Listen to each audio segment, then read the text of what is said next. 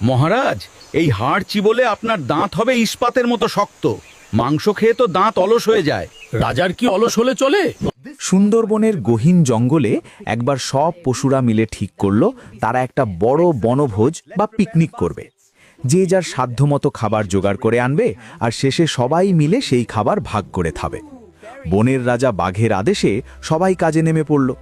বানর নিয়ে এলো এক গাদা পাকা মিষ্টি আম, ভাল্লুক নিয়ে এলো চাক ভাঙা এক হাঁড়ি মধু, বাঘমামা শিকার করে আনলো বড় এক হরিণ, হাতি নিয়ে এলো গাছসহ এক ছড়ি পাকা কলা। দুপুরের মধ্যে বিশাল খাবারের স্তূপ জমে গেল।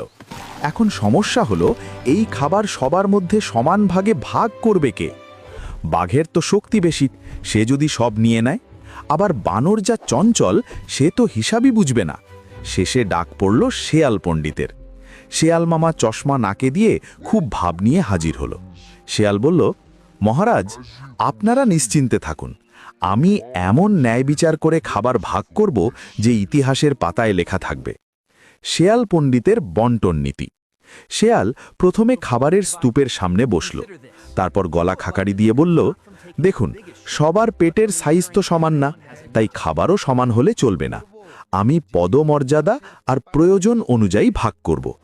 শেয়াল বলল, হাতি ভাই, তুমি বনের সবচেয়ে বড় প্রাণী, তোমার সম্মান অনেক, তাই তোমার ভাগের খাবারও হতে হবে বিশাল। এই বলে সে কলার ছড়া থেকে সব কলা খুলে নিল আর কলার গাছ আর খোসাগুলো হাতির সামনে ঠেলে দিল। বলল, এই নাও, প্রচুর ফাইবার, তোমার স্বাস্থ্যের জন্যে দারুণ। হাতি তো খুশি, সে গাছ চিবোতে লাগলো।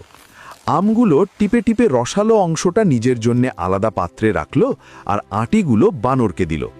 শেয়াল বলল, বানর ভাই, তুমি তো ভবিষ্যৎ প্রজন্মের কথা ভাবো, এই আটিগুলো তুমি বনে ছড়িয়ে দাও, যাতে আগামী বছর আমরা আরও আম পাই। এই নাও তোমার গুরু দায়িত্ব। বানর ভাবল, বাহ, আমাকে কত বড় দায়িত্ব দেওয়া হলো। সে আটি নিয়ে নাচতে নাচতে চলে গেল। এবার এলো বাঘের পালা। সামনে বিশাল হরিণের মাংস। শেয়াল খুব চিন্তিত মুখে বলল, মহারাজ, আপনি বনের রাজা, আপনার দরকার শক্তি আর ধারালো দাঁত। সে বলল, মহারাজ, এই হাড় চিবলে আপনার দাঁত হবে ইস্পাতের মতো শক্ত। বাঘ ভাবল, কথা তো ঠিকই। সে খুশি হয়ে হাড় চিবোতে লাগল। ভাল্লুক বলল, আর আমার মধু